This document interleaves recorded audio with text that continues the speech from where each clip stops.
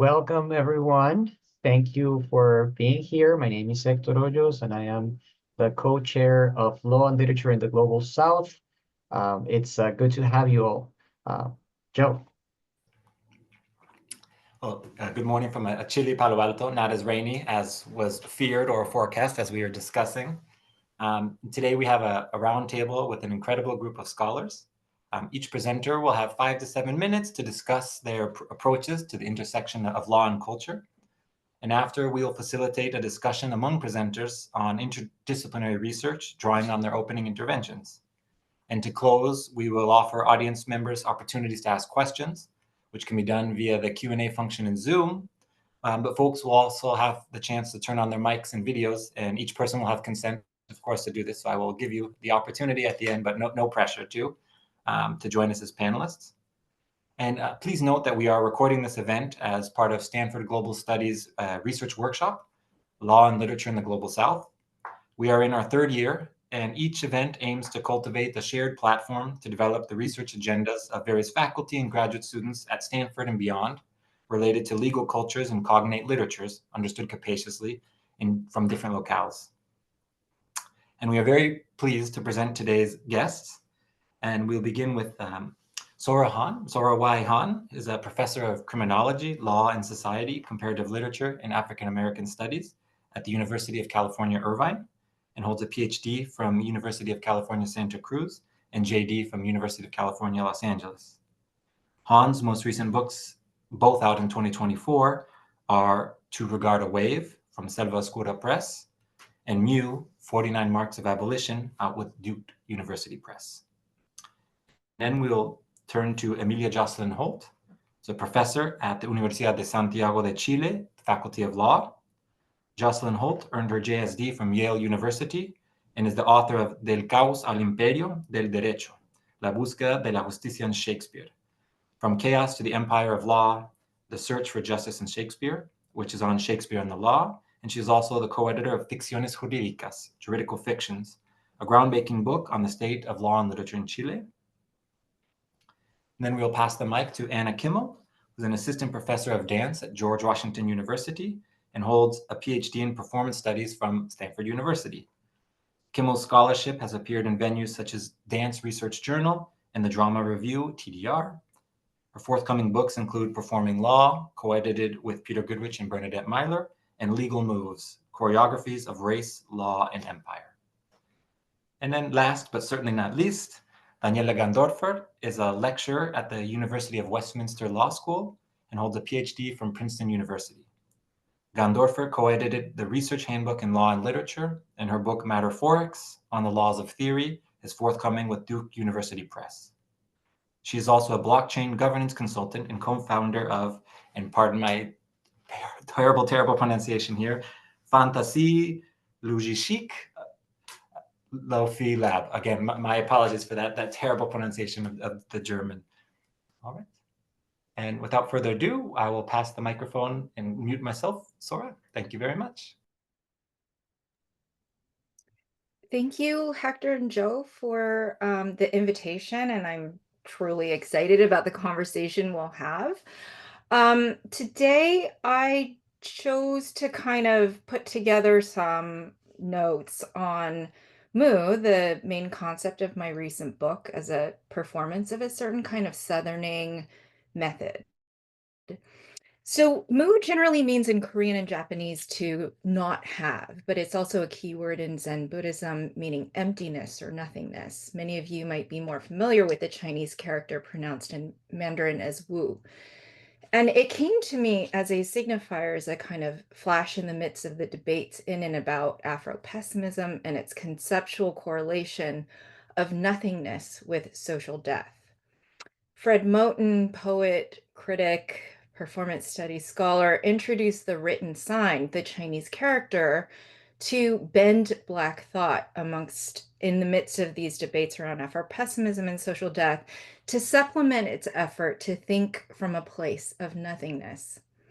We might say that in the break between the English word nothing and mu, as gestured toward through both the Black improvisational form of Nate Mackey and Don Cherry's mythological jazz references, And then the modern Kyoto school of philosophy, many might be familiar with Kitaro Nishida, which melded European phenomenological metaphysics with East Asian Buddhist thought. We're confronted with a certain call to conceptualize instead of rhetoricize nothing. And for me, nothingness in this recent book, as it appeared in legal history and doctrinal interpretation, sort of offered a portal into abolitionist and anti-colonial enunciation of radical desire. So if the grammatical scale of this sentence is an essential unit of violence on which colonial law, language, and history depend, then the abolition of the sentence and the anti-colonial distranslation of the sentence is what I would like to offer as a provocation to our collective work that might harness the power of poetic writing and mark making at stake in southerning methods of critical analysis between law and culture.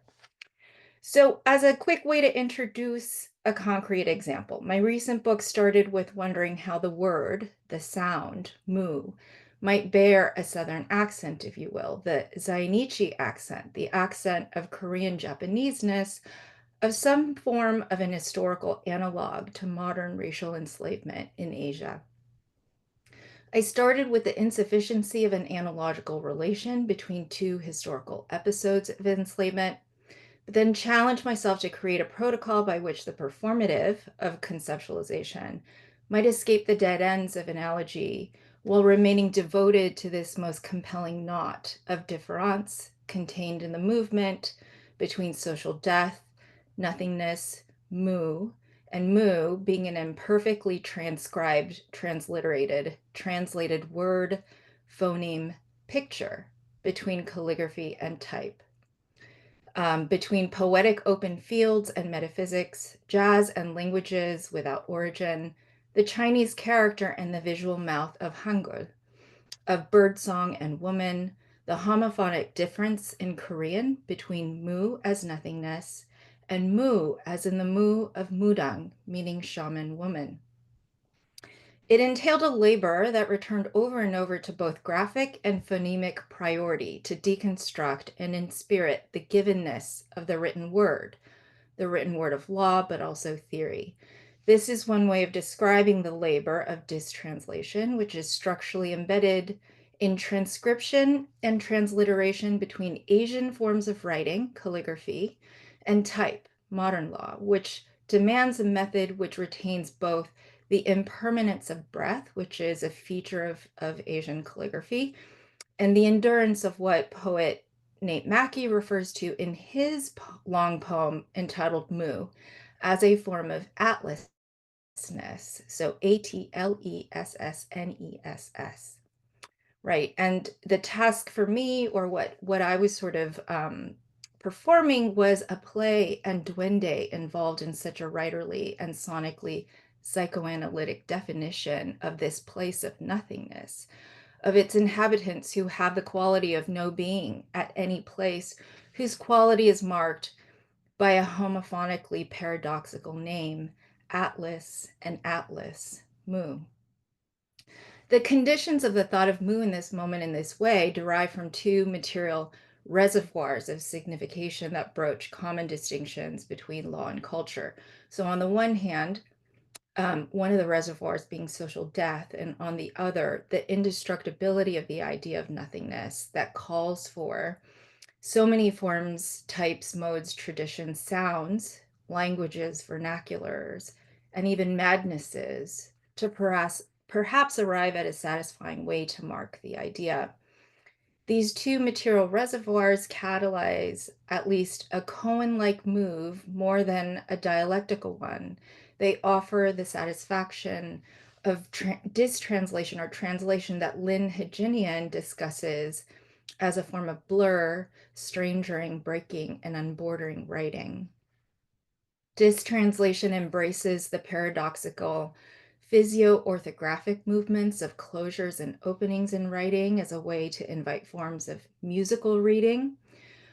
Distranslations are those produced by, quote, floaters or motherless translators, as Dawn Mi Choi puts it in her wonderful essay on translation. Distranslation is the satisfaction of a not knowing involved in conceptualization where historical and personal experience and knowledge drop off. Mu as this kind of condition of thought that accepts not only that there is something of human experience that is and must remain absolutely unknowable, that has no ground but this terra incognita, to use Edward Glissant's term, but also that accepts this unknowability as lived socio-erotically, despite and because of the brutal efforts of individuated subjectivity to capture and possess it as personal and group identity. So in this book, another sort of conceptual term that I developed that I think is the most consonant with our question of methods today is this idea of savoir black. And what I hope is that the work of method is embedded in its performance of it more than a sort of technical or doctrinal kind of orientation. And I'll stop there. Thank you.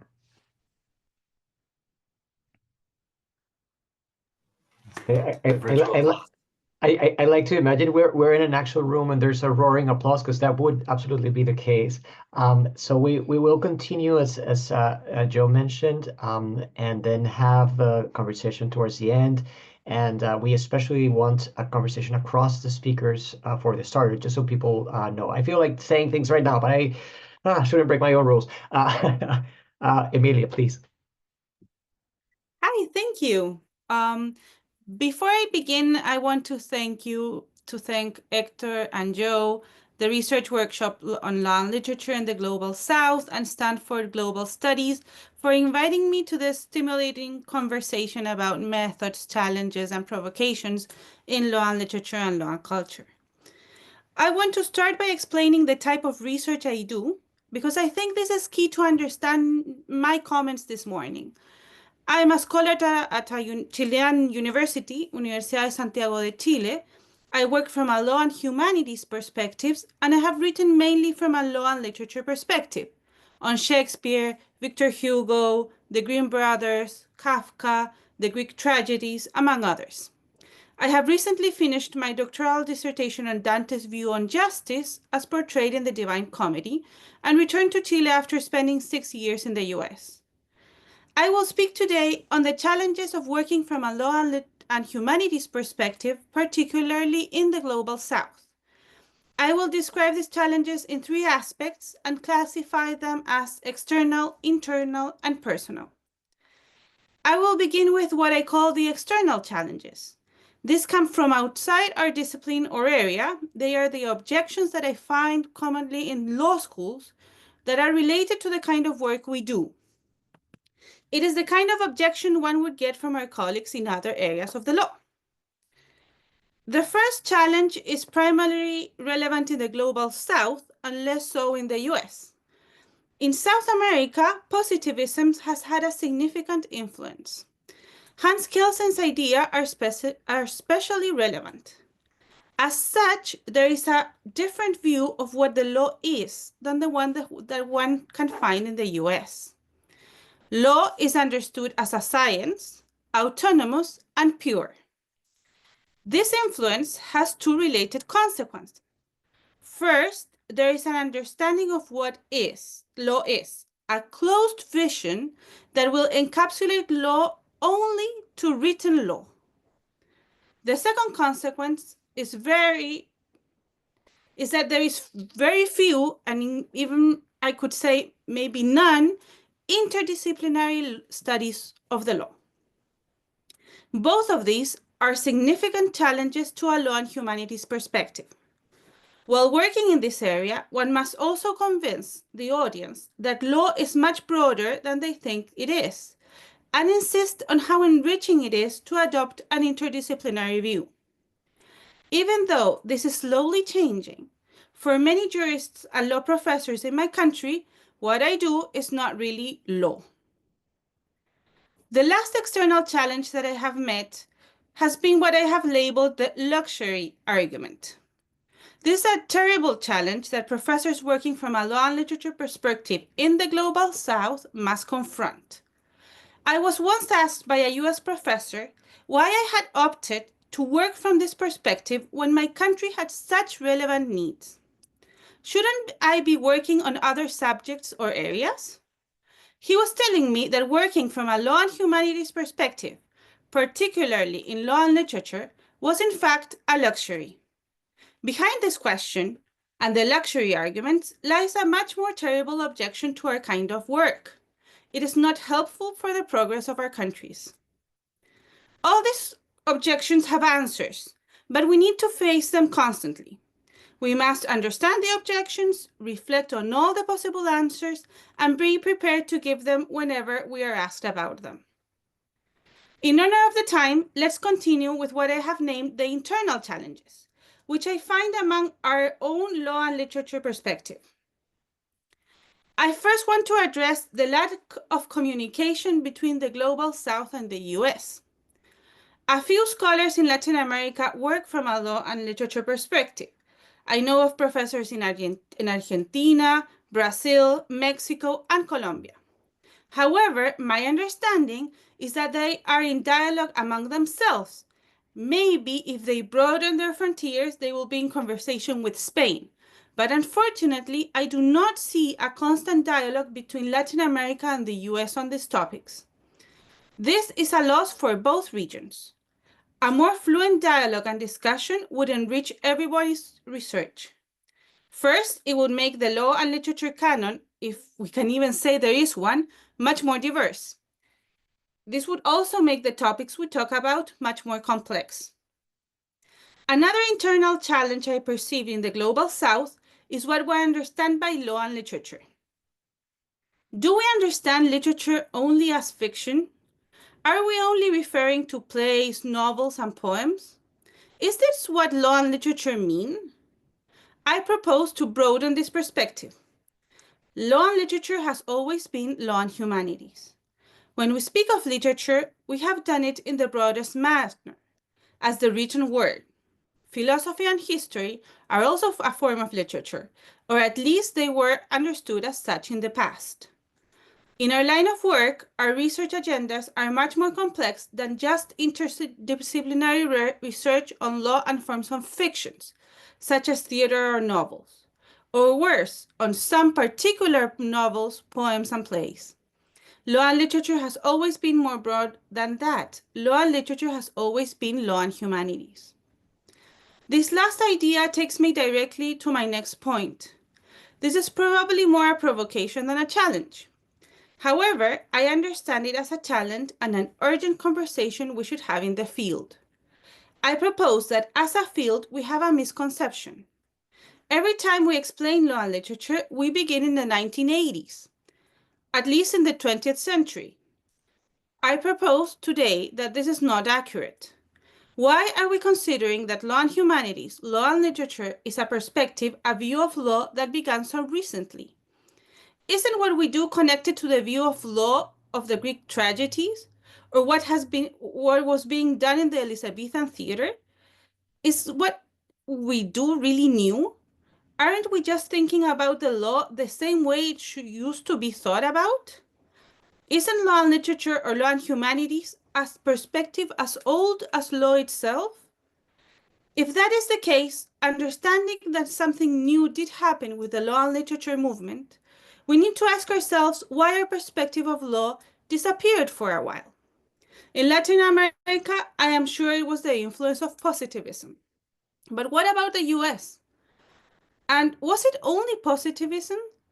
This may not seem so, but these are crucial questions for the perspective of law and humanities. If, and only if, what I'm proposing is that humanities' views of law is as old as law itself is true, then something happened that made it disappear, or at least hide itself. Discussing this disappearance will allow us to see the threats in the field. It also shows us its real challenges. This is a conversation we must have.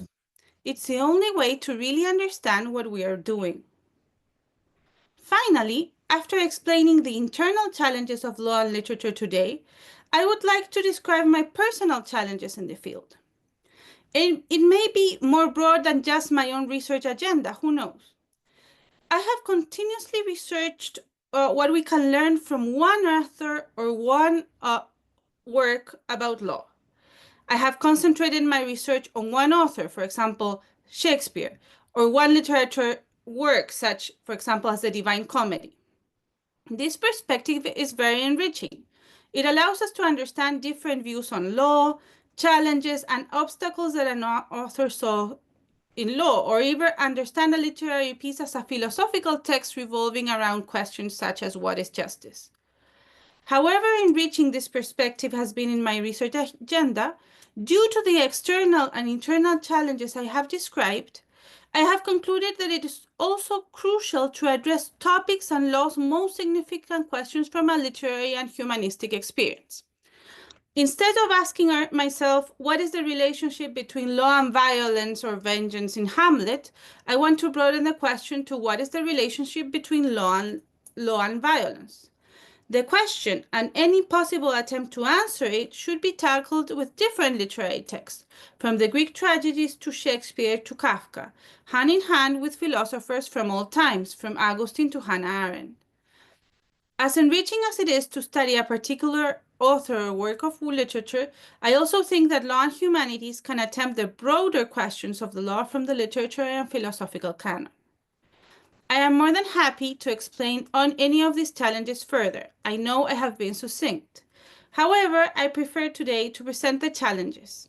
This is the state of the art as I see it today. These are the challenges we need to confront, at least from the global south.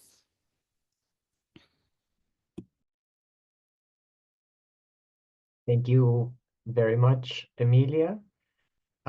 Jotting down notes furiously here, and we'll pass it over to Anna. Good to see you again in Palo Alto, as it were. Good to see you, and just thank you both so much, Joseph and Hector, and all of you, for the invitation to participate in this event. I'm already really eager for discussion, so I've attempted to frame my remarks as more as an opening for potential conversation, rather than something more hermetically sealed or kind of closed in their offering. I should begin perhaps, though, by naming that I'm here as a performance studies scholar and an assistant professor of dance, which is to say that I come from a field in the humanities that is, from its incarnation, itself a space of interdisciplinary method and rather unruly standard. It's a field that centers the live performance, which is to say the ephemeral, as its primary object of analysis and address, or as dance critics have written, that contemporary fleeting moment that exists at the perpetual vanishing point. This is all to say that I enter into a conversation in the legal humanities with its center of law and literature, predisposed to be skeptical of the absence of the body, of the foregone conclusion that legal interpretation is necessarily or exclusively textual. I'm primed to think about the implications and assumptions behind the almost impenetrable idea that legal interpretation is always a literary project, rooted in textual analysis and rhetorical processes and discursive logics, with archival implications that limit space for the body, for the other ways of knowing and knowledge production that animate my field. To summarize the necessity of this methodological shift, I want to offer a point of entry. Recall, as we all know, the infamous words of Justice Potter Stewart, "I know it when I see it," used to define his test for obscenity. Now oft referenced and near parody, this statement reveals many things to me. One, that textualism, based on intent or otherwise, would be quite fruitless here, because even legal language can be profoundly vague and abstract. In this instance, the abstraction of the pronoun it leads to incredible ambiguity, twice over in one sentence. This statement also suggests that legal texts are especially prone to shortcomings when addressing concerns of the ephemeral or corporeal, in this case obscenity law. The justice simply does not seem equipped with the necessary vocabulary to discuss the body meaningfully, in spite of robust literatures elsewhere. And third, and maybe most important, that even Justice Stewart subconsciously acknowledged that his process of rational interpretation involves the phenomenological. Here, the sense of sight and the ocular processes of recognition that exceed language produce legally verifiable information. I know it when I see it. Taken seriously, this phrase suggests to me that legally relevant knowledge is contained in the extraliterary, or the paratext, what I'll point to as the embodied, the gestural, the performative. So moving forward with this observation at hand, I want to offer two brief gestures of case studies to share how I imagine a choreographic attunement to be meaningful in spaces of law. The first is the commonplace conflation with the right to speech with the right to assembly. If both fall under First Amendment protections as distinct protections, the former is often the default consideration, with the right to assembly rarely, if ever, brought to high court. But to conflate the two as one and the same reduces an understanding of performance as a version of the Performative Speech Act bound to rhetoric. It erases the impact of crowds, of presence, of touch, of community, and much more that only comes up into being when sharing space together. This slippage is further facilitated by the intermediary right to association that once again eclipses the significance of the live body and its presence as uniquely significant. And here I mean that in both valences as signifying and important. I've written about this at greater length across transnational case studies and continue to think about it as both protest and censorship remain imperatives of our time. To share a second example of an emergent project of mine that returns to the body and its impact and absence in legal theory, I'm currently invested in understanding the corporeal ambiguity coded into legal treatments of the body at rest, what I might also call the still body or horizontal body. Specifically, I consider the interrelated legal histories of anti-homelessness ordinances, anti-loitering laws, and anti-encampment policy. If these three topics have individually received address by legal scholars, practitioners, and activists, they're not often understood as constellates of a wider pattern of legal thought, where movement and stillness become glossed as productive or unproductive to the social good. In each instance, unhoused or loitering or encamped, stillness is either positioned as unproductive or in anticipation of violence. Precedent cases referenced in Grants Pass, for example, which recently recriminalized sleeping in public space, conflate homelessness with narcotic addiction, pointing to Robinson v. California, or alcoholism, pointing to Powell v. Texas, in a phobic casting of the unhoused body as abject, diseased, or otherwise unwell. Given its preoccupation with scenes of agitation over scenes of stasis, legal theory rarely positions the still body as resting, recovering, or rejuvenating. Three states of being which are undeniably productive if viewed at a larger scale. But rather, these vital signs are often misrecognized, maliciously or not, as mere idleness, as wasted breath and dangerous potential. Keep moving becomes the refrain as the unproductive body is always seen as out of place before the law. Injury further impedes these scenes. The unhoused figure is somehow cast at once as maimed and as aggressive. This perpetuation of the body in motion as exploitation of racial capitalism and fear of the racial other has generated momentum in the call for the right to rest and becomes a space where law, culture, and the body are obviously and inevitably intertwined. So I know I'm speaking in broad strokes here simply to get the conversation started. And what I want to hope to underscore, however, is both the absence of bodily ways of knowing in legal theory and the very material consequence that stems from this absence. As we continue to think about the methodological potentials and pitfalls of law and culture, the corporeal is, for me, a necessary place to start.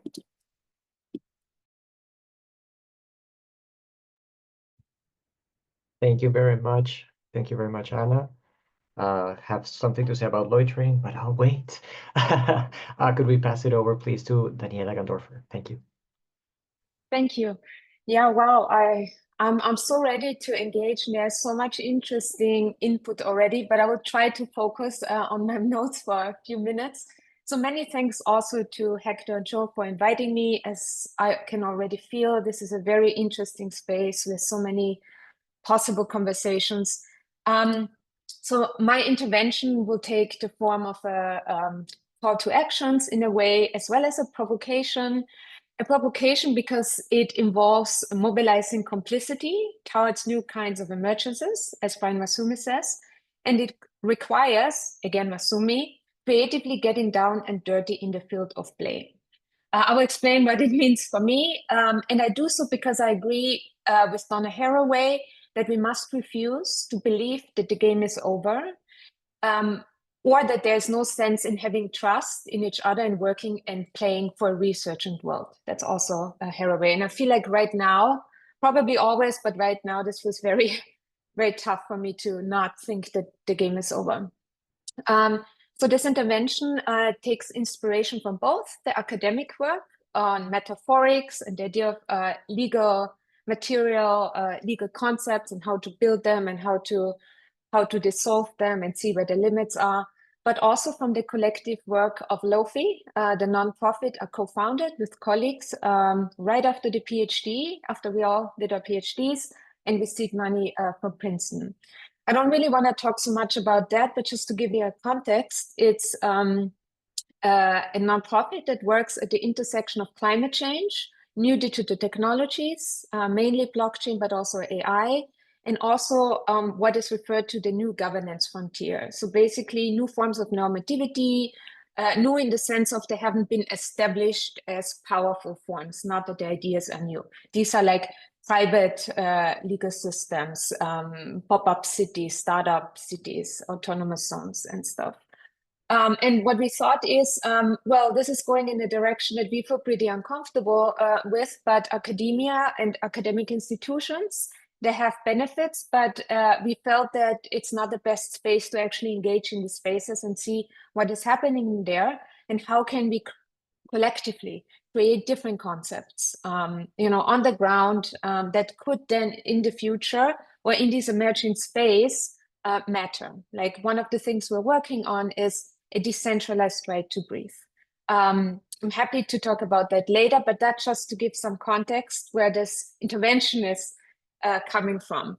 So basically it emerged from the limitations that we felt in terms of what it means to do theory and legal theory especially, and also from indeterminacy, a felt indeterminacy at the core of the traditional modes of normativity. That was affected or arose from climate change that differentially changed the conditions of existence on the planet differently for different forms, life forms, societies, people on Earth, of course. Then inequality, military conflict, capitalist extraction, the whole list, which led to mistrust in representative forms of governance, including democracies, if you want to call them democracies, then the rise of authoritarian regimes and fascistic desires. So there was a lot going on there that contributed to this indeterminacies. And also importantly, what is referred to the fourth industrial revolution. So new technologies in different fields, but for us especially new digital technologies that, as Klaus Schwab, the founder of the World Economic Forum, argues, shift governance and law from centralized entities such as nation states to network systems. And you know, someone like the founder of the World Economic Forum saying that, that already means this is happening behind the scene for a while before it becomes public. So the point about all of that is it created frontier spaces. And as we know, frontier spaces are tricky spaces. They dissolve social and legal orders, as Rasmussen and Lund say. They dissolve property systems, political jurisdiction, rights, social contracts. And they're also binary spaces, not binary, but spaces with dual affordances. On the one hand, the most forms of violence, from colonialism, extractivism, to potential of difference. So very tricky spaces. And what we are facing, what we also with LOFI were facing, not only states in indeterminacy, such as nation states, but indeterminate states of normativity. So where legal concepts are unsettled.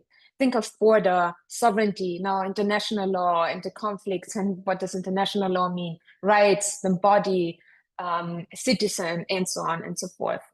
And also what you encounter in these spaces are conflicting desires to determine or redetermine at a very rapid pace. I do think we can see that obviously with the anarcho-capitalists, but also various governments that are redetermining, they're using this uncertainty and indeterminacy to determine different forms of laws, different forms of orders. At the same time, out of these frontier spaces, at least in law and tech, come very interesting things like community-based tech governance models, forms of commoning, decentralized rights, self-sovereign identities, and privacy. So the whole point being, these are spaces that are tricky in each way and tricky to engage with.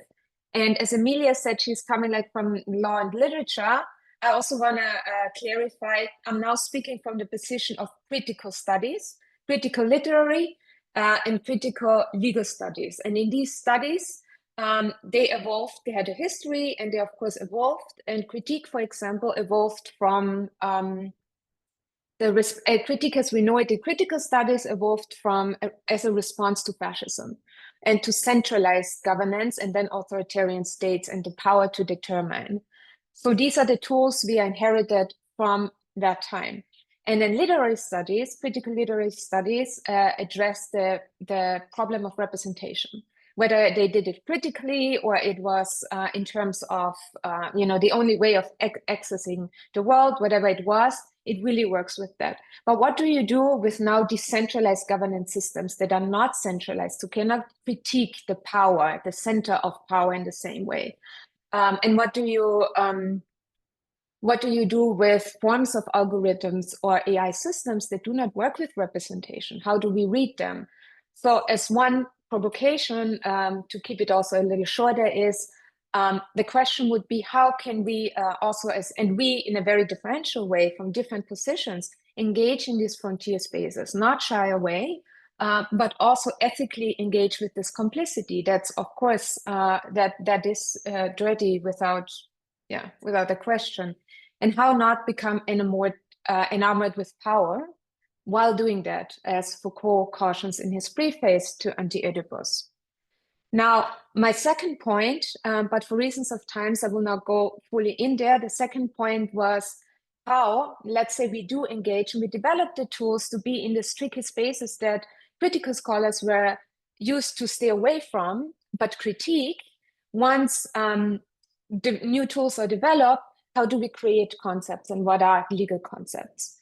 So in my view, and in my previous work, the idea was that legal concepts are material, the matter forth, they are affordances, space-time matterings, and change fields of workability. So how can we take it seriously that concepts are not abstract constructs that come top-down, but can be collectively, in a participatory way, think about different forms of concepts that are based on community action, rather than first the theorizing and then forms of application. There's always more to say, but I think we have way more interesting things to discuss. But to summarize, my two questions or my two interventions would be, how can we, with all the skills that we have in this very wild world, engage in these very tricky spaces? And how can we make sure that we take seriously the materiality and the matters of concepts and how they matter forth in the world for different people at different times? Thank you. Thank you very much, Daniela. Let me make a quick meta commentary to get the conversation flowing and thank everyone who is in attendance. After we have some time to discuss among panelists, we will open it up in case folks want to turn on their camera and ask questions as well. So this is a dream panel. It truly is.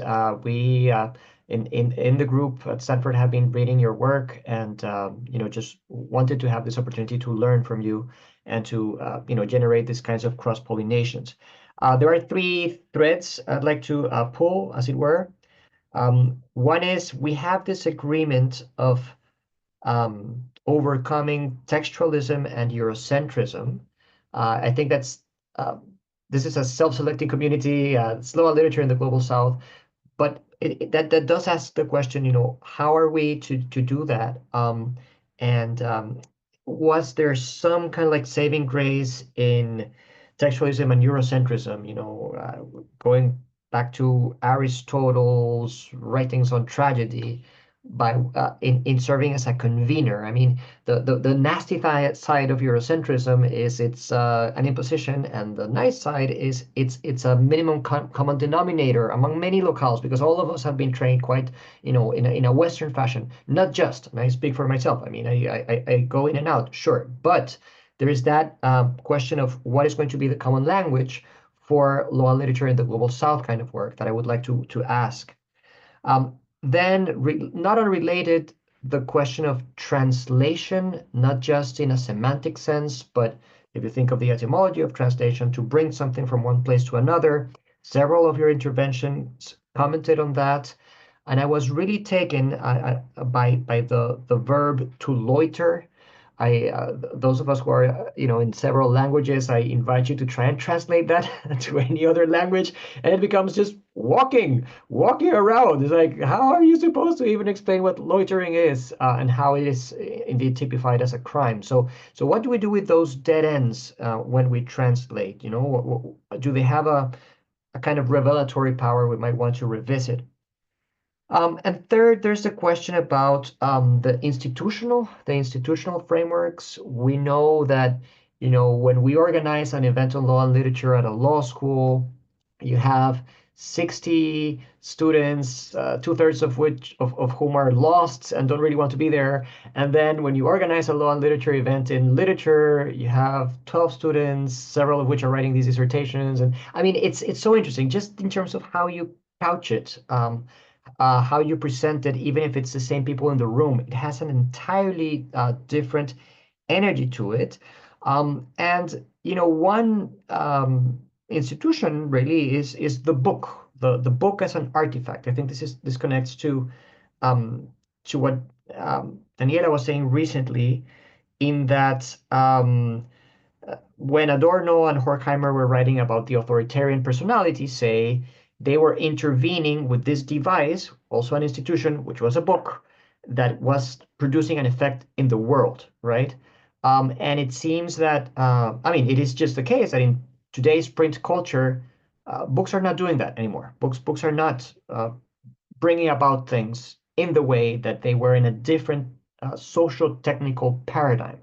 And so this, to my mind, that we all know, kind of like compounds with the default textualism and Eurocentrism in leaving us in this state of, we know we need to change things, we don't know exactly what is the common denominator. This is me, opining off the cuff and just inviting conversation. Feel free to ask of each other, to engage with any of these or none at all. The floor is open.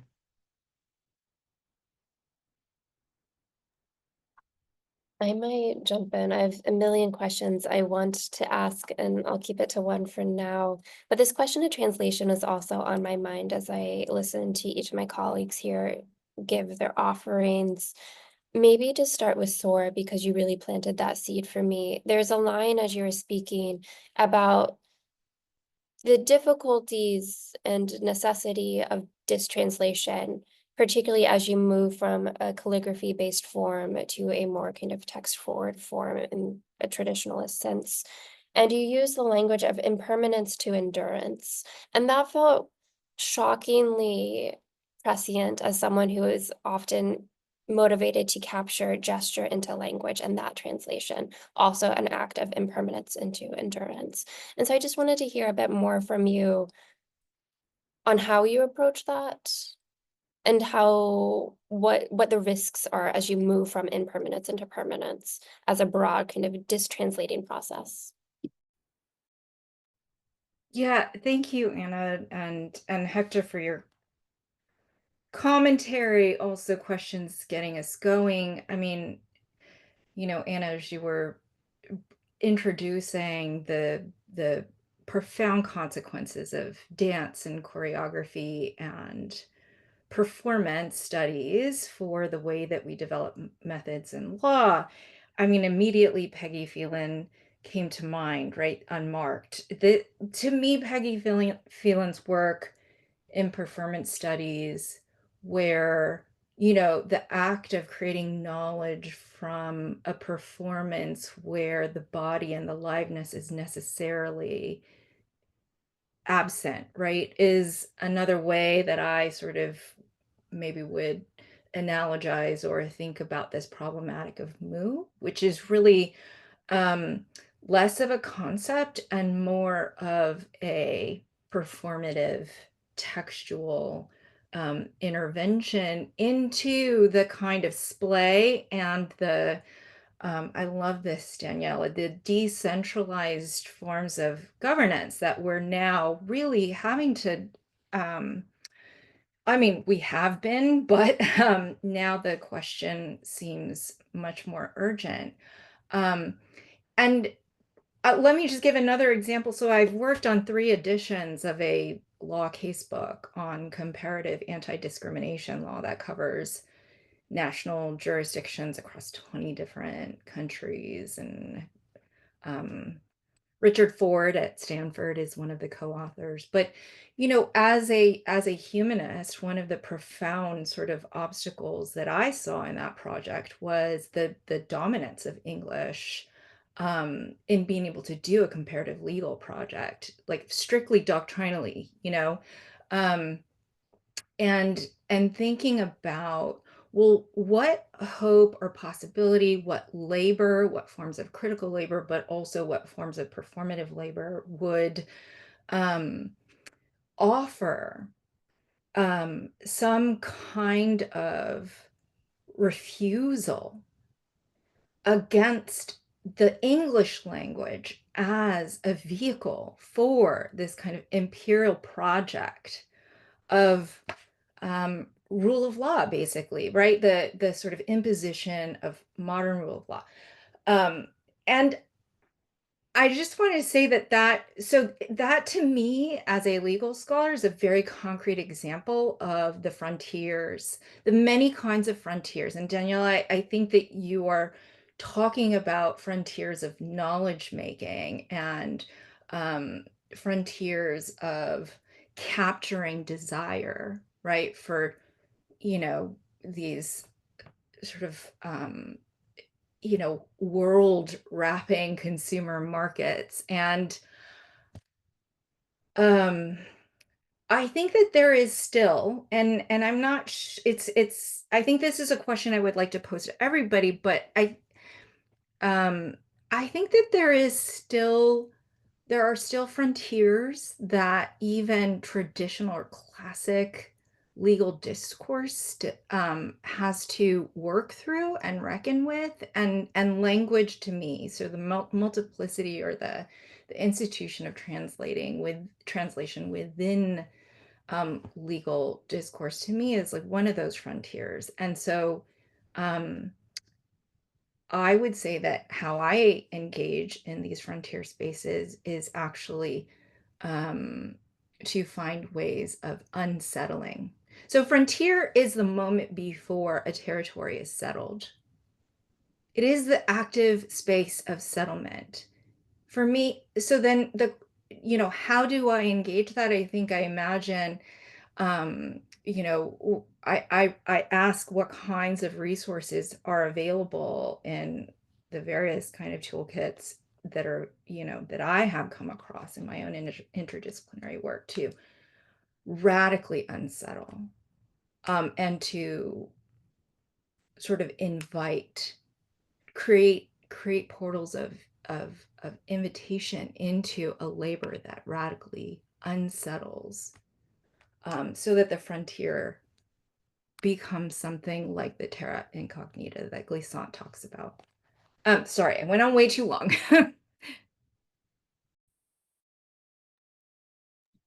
May I respond to that also? Yeah, I really love how you put it and how you explained what the idea would be, what to do with this frontier spaces, and also clarify that the idea would not be, can we settle it better? Like, are we like, yeah, I think it's very, very important. And I agree with you. I think to me, and this is very meta now, but that's what I can offer.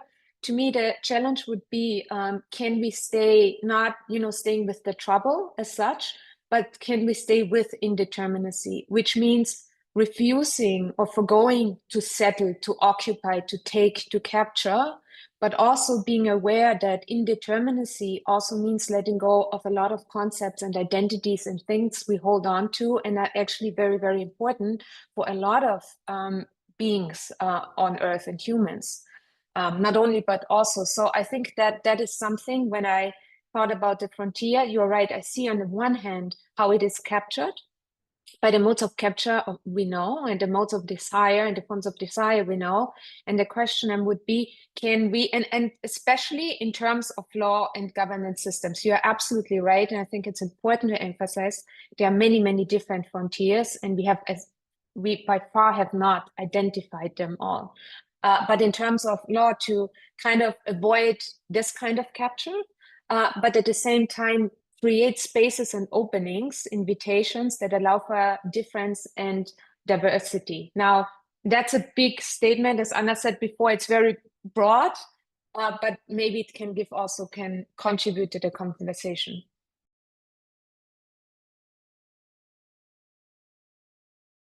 I just wanted to add like a very small comment on this idea of the frontier. If we think of all the areas of law, I think that law and humanities, law and culture, is the space of the limits of the law. That's what we actually do. We are always asking us which is the limit of the law, and we're always provoking. That's why it can be seen, for example, in South America as not law, right? Because they don't want to accept that it is law, okay? And therefore, indeterminacy, the problems of interpretation, the idea of invitations and not facts, it's actually the space of law and humanities. That is what we do. So I'm not surprised we arrived to the idea of the frontier, or spaces without law, for example. Like various of you spoke about this. Like, I am constantly looking for spaces that have no law in literature.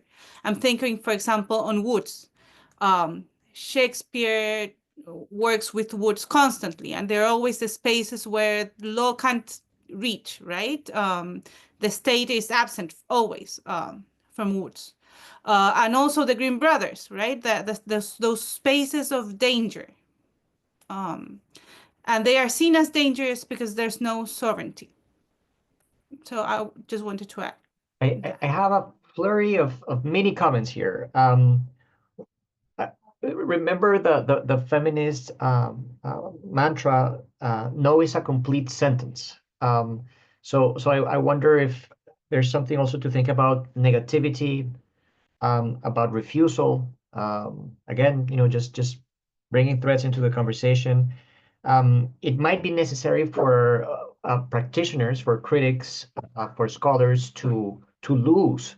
And by this, I mean, who other than a Chinese studies scholar would benefit from citing Hay and Lee's notion of high versus low justice? Who would gain if let's say Emilia were to incorporate that into her classes in Chile? There's no symbolic capital there, right? Whereas bringing in Richard Posner is, for good or for bad, assured. So maybe it is also necessary for us to lose, and that's tricky because you have careers that are built on the legibility of our work. And so someone can object to Daniela doing this work that is activist and scholarly, right? So I wonder two things. So first, about negativity, refusal. Second, about the necessity of losing. Then, if I may muse, what happens when we have the disruptors in chief in power, right? I share the importance of embracing indeterminacy, radical indeterminacy, again, refusal and so on. But in the US at the moment, and with obviously global consequences, and I don't want to name any names, to make at least the crawlers work a little harder, and in terms of when this conversation becomes live, we have people who believe in move fast and break things, and so that puts us, who were the critics, in a different situation. Now, one last provocation having to do with what Emilia presented about Kelsonism. And Kelsonism is so interesting. It travels around the world. It's alive and well in Austria. It also becomes this kind of thing that people go back to, and that allows lawyers, and I'm not one myself, to keep the rest of us out because we don't get it. We don't get the autonomy of law, right?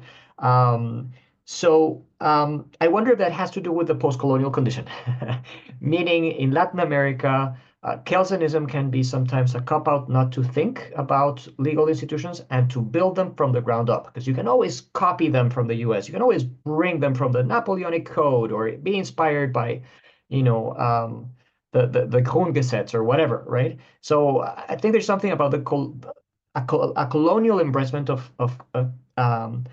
Kelsonism that I wanted to throw there as a provocation.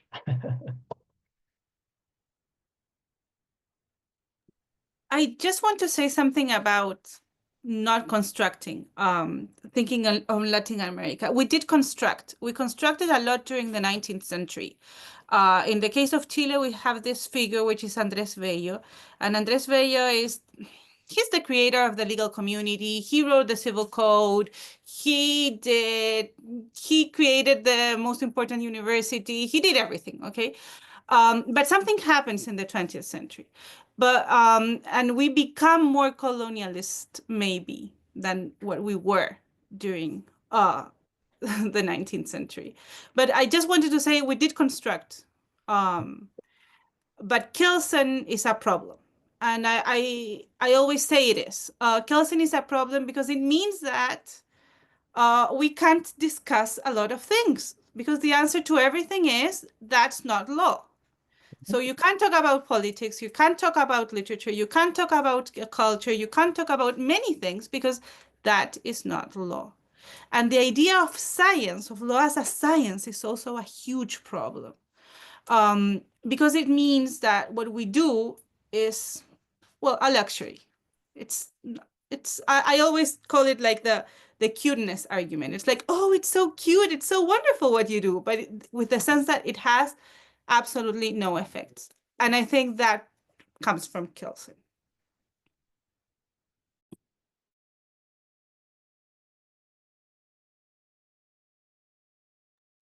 I think everything you brought up, Hector, is, it's really on point. So I think the question of negativity and refusal and saying no, also in combination with your question of what do we do as critics and what do we have to lose, I think it's a very big one. And not to forget that Melville's Bartleby with the preferred not to did not just resist to copy legal documents and said, I stopped this, but went all the way and starving to death. And that's exactly for me a little bit a question of academia, privilege, and who can pay the price. I do have institutions in my background where I feel pretty comfortable going radical, but I think this is not the case for the majority of academics, critical or not, in academia in general. So I think that's a very important question. What are our tools then, and how can we navigate them? About the disruptors in chief in power. I agree, but I do think they are not trying to stay with indeterminacy. I think it's the opposite. They try to make determinations and hijack actually every open space. And I can give an example. So in the blockchain space, many issues, it's a capitalist technology. There's a lot to say, but so US and European ideas of what could new governance be are very pretty similar to the ones that we already know. It's more market-based, but less government, more market-based. But as the technology, as the regulation was really harsh in the US and also in Europe, people went to different places. A lot happened in Kenya, Nigeria, Thailand, and other places, Pacific Islands, with a lot of colonial baggage also. This was not, but what happened is that people from different cultures, different ideas began to code and encode different ideas of what value is and what community is into these blockchain systems. So there was a space where very different ideas, not new ones, but different ones, were suddenly had the possibility to be encoded in what we will call a legal system. But those in power absolutely hijacked that. They hijacked that with issuing cryptocurrencies that will create a bubble. They hijack it by creating authoritarian regimes. So that is just to say that when I say spaces of indeterminacy, I don't mean like no rules, but I mean like a constant openness for difference to enter in a way, if that makes sense.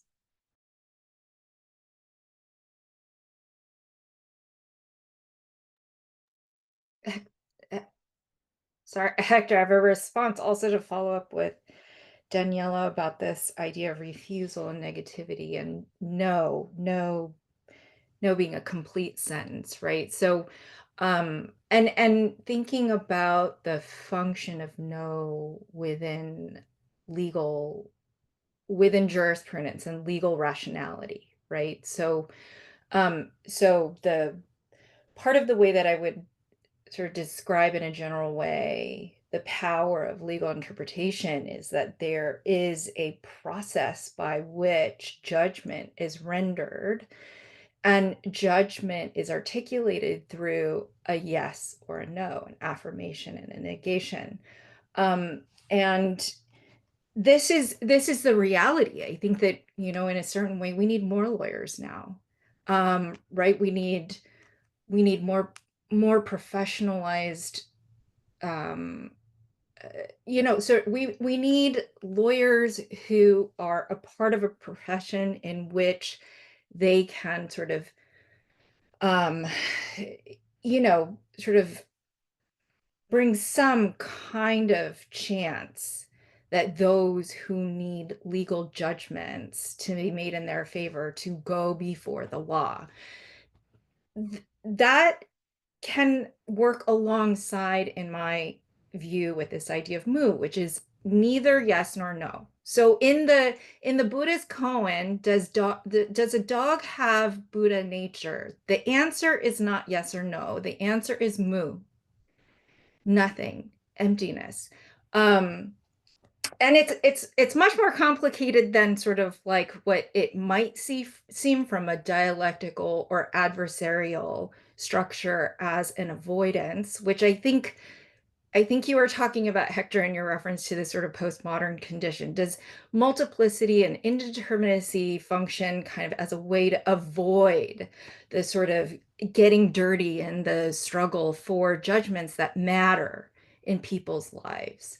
I think that there's, I think even on this panel, we are groping towards a way of analyzing a law, a way of engaging with legal histories to offer different and concrete, critical answers to the question of what is law. And this is very different from what the public usually asks of law. The public is usually asking, is it legal? Is what Trump is doing legal? Right? These are, and it's almost always a yes and no. It's almost always a yes and no. The other more powerful question is, what is law? And I think that humanities scholarship, I think artists like Charles Gaines, whose work on the Dred Scott opinion, amazing piece that actually puts its viewers into a kind of choreographed movement in relationship to law, Anna. I think that is how I imagine in this moment, like, what we are free to do and sort of offer up in various ways through various cultural media, through various institutional contexts, and really allowing the possibility for us to listen to what that answer might be. Like, I think that is a very powerful intervention that in part requires us to kind of let go or lose the argument around legal positivism and, the constrained ways in which law schools want to approach the question of what is law. Thank you. We were going to move over to general questions in a moment, but Anna, I don't know if you'd like to intervene. I don't know if this qualifies as an intervention, but I think what's resonating with me at the moment through many of these comments is the ways in which each of you are challenging a preconceived notion of like a time scale of the frontier of law and culture, that part of that like refusal or that no, that law and cultural studies allows no matter how we approach it, is for a response to happen at a slower rate.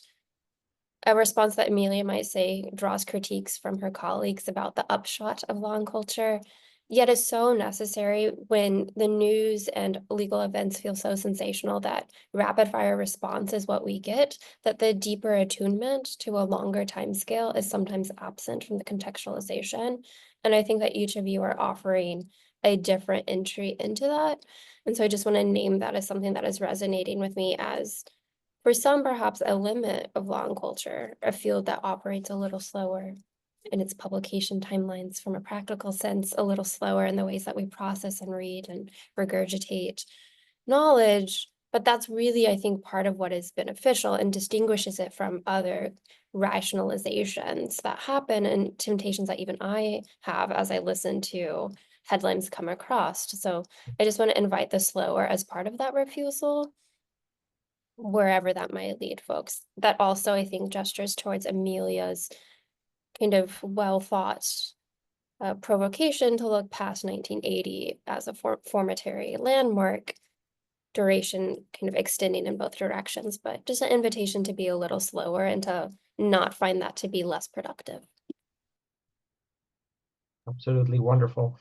So I think that Beatriz Botero's question in the chat has been answered. In Sora's latest intervention. And I open the floor in case anyone from who's yes, Joe? Sorry. Right, just before we open the floor, we'll stop the recording just because that makes everything easier. So we don't have to get so then speaking of the law. Joe, before we stop the recording, I think it's useful that a panel like this has something resembling a takeaway, because it's easy that we feel like we've heard so many different ideas and so many strands. It's so stimulating, but what stays with us? I would like to volunteer too, and wonder if anyone would like to add. One is, I'm just going to parrot and echo, Anna, what you just said about timescales at the frontier of law and culture. I thought that was really helpful, right? It's easy to revert to the here and now in an uncritical way. Then another takeaway, as I was listening to you, is to embody method. This was a panel about methods, and it kind of like suggests a certain separation, like, oh, we're going to apply this method, we're going to apply this other method. But here, what we have witnessed is something a lot more organic, a lot more embodied, a continuity of pragmatics and concept that is worth highlighting, and that is, distinct and new from having this conversation in 2025, after all that has been said and done, after the Bernie, Myler, Liz Anker readers, the compilations that are coming out. I think that is very now. So I wanted to highlight that. I don't know if Joe or others have any other thing that you're keeping with you and are going to be thinking with going forward. I think this very idea of no, and maybe potentially not thinking of no and conflating it with negativity, and precisely because of the material. So thinking about the active work of no with a still body, with the homophone, with breath, with doing law and humanities in Chile, with legal concepts as mattering forth. So I think these are all other ways to think of the work of no and its active intervention in spaces that are legal or extra legal, or fighting to be understood as part of what constitutes the legal. I think these have been, wonderfully powerful interventions that bounce off each other in really interesting ways, and moving from, how does the blockchain connect to the right to assembly versus the right to speech, right? That has been powerfully shown here. How does thinking about this translation connect to reading Dante from Santiago, Chile, right? These are on the table, and I think these are strong takeaways for me, and I think invitations to continue the conversation. So I hope this kind of interesting format of the shorter interventions and conversation has really lent itself well and powerfully to continue this conversation. So if anyone would like to say anything, I'm going to stop the recording as soon as we talk, and then I will let folks in. But if anything burning to say on camera, feel free, but that doesn't mean we have to stop once the recording stops. On the contrary, people are thinking, this is what I'm going to say now that I know that I'm not being recorded. All right. Well, in that spirit. Maybe let me add one thing that also for me was very interesting to be more aware of, Sora, when you also said, and in relation to what you said, Anna, with the slowness and Emilia with the limits of the law. I found what you said, Sora, about the contemporary moment and also the difference between the question that is asked and it's in discourse constantly about is it legal, and that you have a binary there, and it's maybe also necessary to have one for the system to continue in the way it is supposed to be. That separating this in relation to the contemporary moment, though, with the question of what is law and how it is addressed differently in this moment than before. I mean, you know, Kielsen and all the discussions about what is relevant, what has value. To me, this really also stuck with me also as something that I will, in relation to the other comments, take with me.